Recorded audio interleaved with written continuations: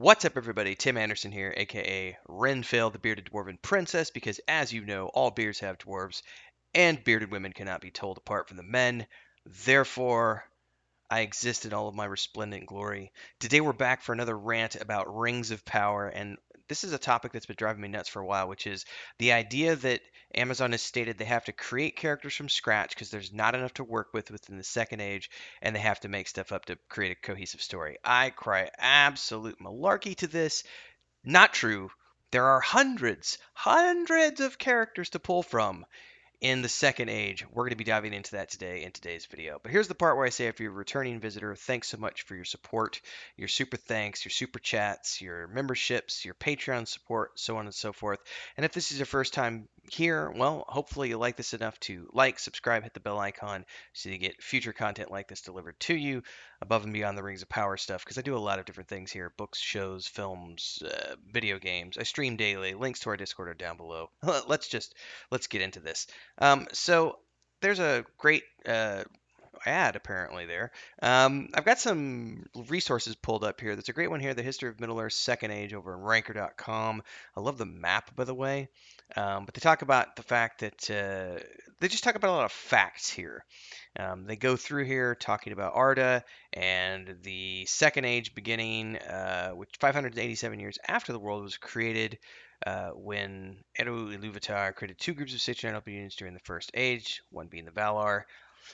Um, and then spinning out from there into Melkor and Morgoth and Sauron and so on and so forth. Interesting stuff here. It gives us a lot of the basis for what is within the Second Age, which, as we know, is the time period within which the Rings of Power show is taking place. Now, we know for a fact, because of the Variety.com pieces that came out at the beginning of the press releases for this, when they released the trailer around the Super Bowl, which was back in February, I think. And we had the showrunners coming out and saying, we've created this, great new cast of characters that represent all these things, X, Y, and Z, and we're making this amazing story that fills in the blanks. And my favorite quote was, "We're writing the novel that Tolkien never wrote." And it just, to this day, that quote drives me nuts. But part of that sub conversation is the idea that during this time period, which, by the way, takes place over 3,441 years, according to lotro.fandom.com. Think about that for a minute. More than almost 3,500 years. And Amazon Studios claims that there aren't enough characters for us to pull from in order to create a story. That's not necessarily true. However, the caveat to this being they don't have the rights to the Silmarillion. So all of these characters that are mentioned in the Silmarillion, they can't actually touch. They can only touch what's mentioned in The Lord of the Rings, The Hobbit, and the appendices, because those are the rights that have been out there for decades now as a result of those original rights being sold off and the Saul Zaentz company keeping things under wraps, which there's a whole nother subtopic about the sale that happened a few months back. Anyway, I digress. The idea that there aren't enough characters in here is just ridiculous. We have, and I'm going to do a real quick tab over here to the TolkienGateway.net website. This is just a brief, and by brief, I mean really it's very brief. If you do a search for Second Age characters on their website, you're going to come to this page, which has no less than 136 characters listed in relation to the Second Age, and they are done so in alphabetical order. And if you go through here, we do see some familiar faces like Isildur and Celebrimbor and Celeborn, Círdan, Durin 1, 3, 4, etc. We have Arendelle, we have Elrond. These are all the major named characters that we know. But then we get into all of these other interesting characters who may or may not be mentioned in passing within the Lord of the Rings appendices or the Lord of the Rings trilogy or the Hobbit. But the idea, and this is what I keep coming back to, we have to make characters up. And this ties into the episode I just did the other day where we've got, creating this character. We've got the new gender swapped Baron and Luthien, and the woman in that relationship has a son and she's a single mother because we got to have single mother representation, right? It's the 21st century. It wouldn't be anything if we didn't have single mother representation.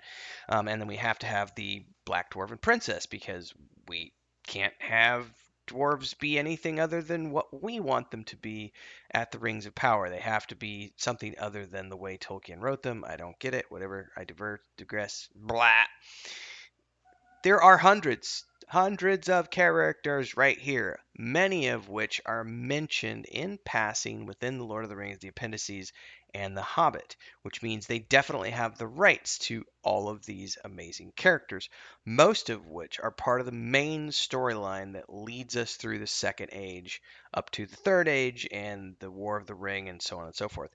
So the idea that they didn't have enough characters to play around with is ludicrous to me because they have the rights to characters like Isildur and Anarion and Elendil and all of these cast of people like Celebrimbor and Sauron and etc. because those were all mentioned in the Lord of the Rings and in the appendices when you have the history of the races and the men of Numenor and sort of the history of the world and the creation of the ring and so on and so forth. That's all mentioned in there, and many of these characters more than enough to fill a season's multiple seasons worth of episodes of shows.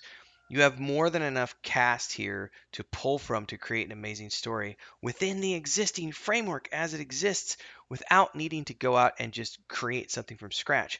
And then if you go back here to the Lotro fandom, which this is just another website you can pull from at random if you want, we can go down here. They have this outline that is just, there's all of these events that happen throughout the Second Age that you can pull from um, that include characters that are fully within the Lord of the Rings and the appendices in the Hobbit without needing to tap into the Silmarillion. So I'm just baffled why Amazon thinks they have to create characters from scratch, especially characters that are focused only upon providing some sort of a criteria for representation in the 21st era and creating a 21st century. What did I say? 21st era.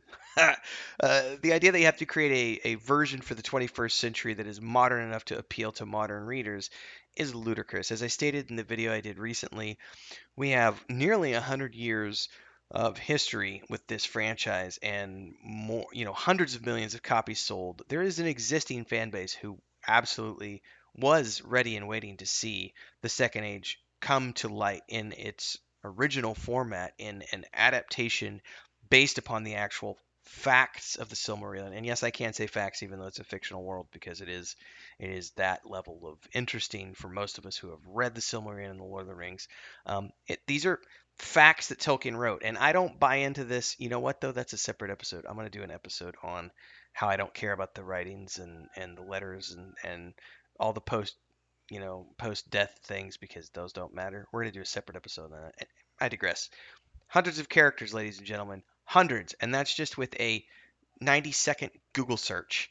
And I'm sure if you dive into people who are actual Tolkien experts and Tolkien scholars, they'll be able to come up with hundreds more. I don't know, folks. For me, it's just one of those things where I just don't get it. I just don't agree with it. It's one of the reasons why I'm extremely negative about the show, despite the fact everyone's like, give it a chance. It might be good. It's not going to be good. They destroyed the Wheel of Time. I am still going to watch it from purely the train wreck perspective. Um, and I will eat my left toe if I actually find myself enjoying this show when it comes out. But the possibility does exist. It is in that realm of possibilities. We shall see. Anyway, I'd love to hear your thoughts on the cast of characters that they could have used and why they're using this other cast of characters. It makes no sense to me. I don't know. As I continue my read through of The Hobbit, Lord of the Rings, and The Silmarillion. Don't forget to check those episodes out every Monday morning. It's called the Mondays in Middle Earth series. Those go live every Monday at 11 a.m. Central. So hopefully you'll subscribe here on YouTube to get those episodes when they're delivered to you. And of course, more Rings of Power rants. Don't forget to drop a like, subscription, bell icon. Throw me a super thanks if you would like to support the channel. You can also join as a member and get some cool perks. There's also the Patreon page, patreon.com/wandering hermits for that world behind me, which is a 5th edition tabletop setting. Books are out in June. Point and click game like King's Quest out later this year. Free demo up on Patreon, and of course a book series like Dragonlance, published throughout the months in a serialized format. See you next time, everybody. Stay safe out there and happy reading.